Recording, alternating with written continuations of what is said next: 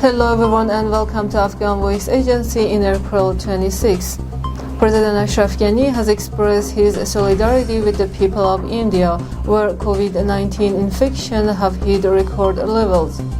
Latest, India reported 352,991 daily new COVID-19 infection on Monday, breaking records for the fifth day in a row, the highest single-day spike since the outbreak of the pandemic in 2020. At least 2,767 new deaths due to COVID-19 were registered in India, which has donated vaccines to several regional countries in the last 24 hours, says the Union Health Ministry. Perturbed by the situation, Ghani tweeted on Sunday, "Our hearts go out to the Indian people and the government as they fight the horrendous outbreak of COVID-19. And according to the last report, oxygen supplies arrive as India grapples COVID-19 crisis." Senior Afghan and Pakistani diplomats have agreed on enhancing joint counter-terrorism measures. A Pakistani delegation led by Ambassador Mohammad Sadiq held talks with Afghanistan's Special Representative for Pakistan Omar Dawudzai and National Security Advisor Hamdullah Mohib. At the meeting in Kabul on Sunday, the two sides discussed bilateral relations, including peace negotiations, Associated Press of Pakistan reported. Transit trade and joint steps against the means of terrorism also came up for discussion, the state-run news agency reported. The U.S. Vice President says she was kept in a loop by President Joe Biden on his decision to withdraw troops out of Afghanistan. Kamala Harris verified in an interview on Sunday Biden's statement on his working relationship with the Vice President.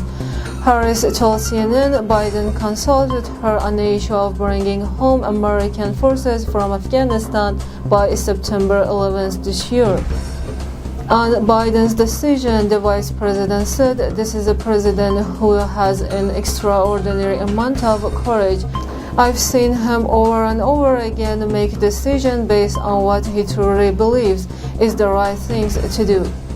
General Austin Scott Miller, the U.S. and NATO forces commander in Afghanistan, on Sunday said that the U.S. and coalition forces have started the withdrawal process and they will continue to support the Afghan counterparts. "First and foremost is my objective to ensure that the Afghan security forces are in the best possible security posture.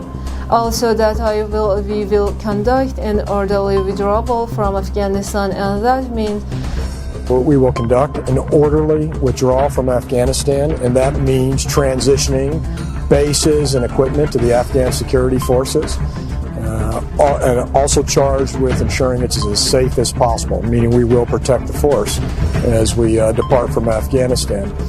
With that, we have the military means and capability to fully protect our force during retrograde, as well as support the Afghan security force.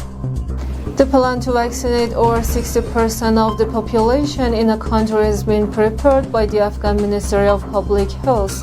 The move comes 3 months after the first batch of the coronavirus vaccine arrived in the country. Dasgir Nazari, spokesperson for the ministry, said, "Recently, the government had announced vaccination for all above the age of 18 as the country is looking at an impending third wave of viral infection.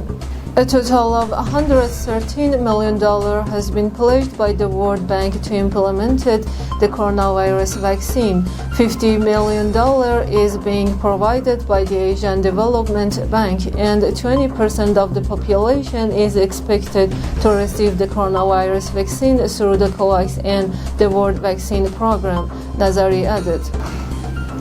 Clashes reportedly continue between Israeli forces and Palestinian youth near the Al-Aqsa Mosque in the wholly occupied city of Jerusalem, Al-Quds, after the troops and illegal Israeli settlers began preventing Palestinians from performing their religious duties in the city.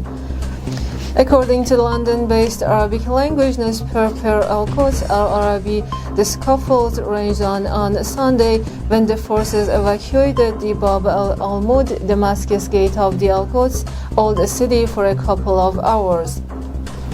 Thanks for tuning in, and I see you next time.